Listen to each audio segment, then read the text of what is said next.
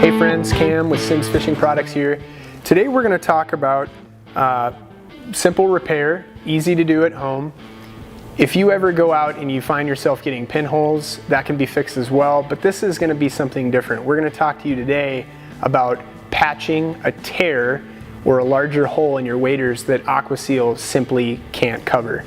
The first thing you're going to do is you're going to take your wader and you're going to flip it inside out, because you're going to want to make sure that you're putting the patch on the inside of the wader, not the outside of the wader. So we're going to flip this guy inside out really quick.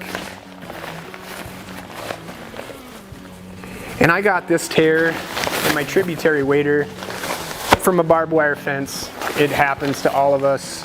I just wasn't paying attention. Now that we got this guy flipped inside out, we're going to locate our tear. For me, it was just up here on the side of the hip. And we got our tear here. The next thing we're going to do is we're going to use our Sims Gore-Tex repair kit.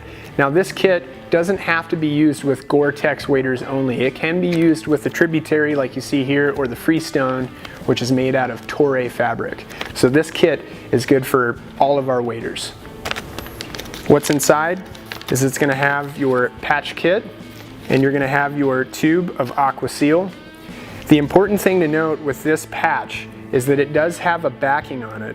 So you're going to want to make sure that you peel the backing off, and there is going to be a sticky adhesive side, and that's going to go down onto the wader fabric itself. Now, because this tear isn't very big, I'm actually going to use a pair of scissors to trim this guy up, so in case I run into any more fences, I got some more patch left over. That will certainly happen to me. Now that we've got our wader flipped inside out and we've located our tear, I'm actually going to take this patch and I'm going to give it a little bit of a trim here so that I can reuse some of this patch for later. And the first thing we're going to do is we're going to take a little bit of rubbing alcohol, isopropyl, not hydrogen peroxide, and I'm going to give it just a little bit of a spritz here just to make it a little clean and smooth. And then I'm going to take a rubber glove, because we're going to be using some of that AquaSeal for pinhole tears, and that stuff is fairly sticky. I'm going to go ahead and put a little bit of AquaSeal down along the outside of the tear. And the reason we have the rubber glove on and we sprayed it with isopropyl is so that I can make it nice and smooth. And it's still a little tacky, so we're just going to apply a little bit more of that isopropyl. There we go. Now it's smoothing out much better. And I want to make sure that I get it nice and smooth.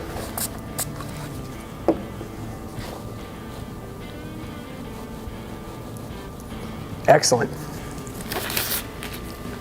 Now normally we would recommend that you would just let this kind of dry for about 10 minutes just so it firms up a little bit, gets a little bit tacky, and then also so that it's not too wet from the isopropyl. So we're going to let that guy dry for a little bit. Now that it's dry, we're actually going to take our little patch here that I trimmed down, and we're going to peel that backing off like I was talking about earlier, and we're going to apply our patch with the adhesive side, the sticky side, facing down. Once that guy's on there, we can just give it a nice firm press around the edges, kind of work it out, make sure it's nice and smooth.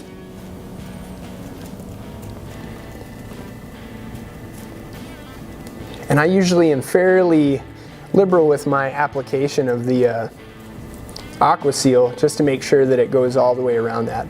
If you feel like later on you're getting a little bit of lifting, which I am here because I didn't apply enough AquaSeal right here, I can come back with the AquaSeal and my rubber glove, and I can kind of just go over the outside edge a little bit, just like this, just nice and smooth over the edge.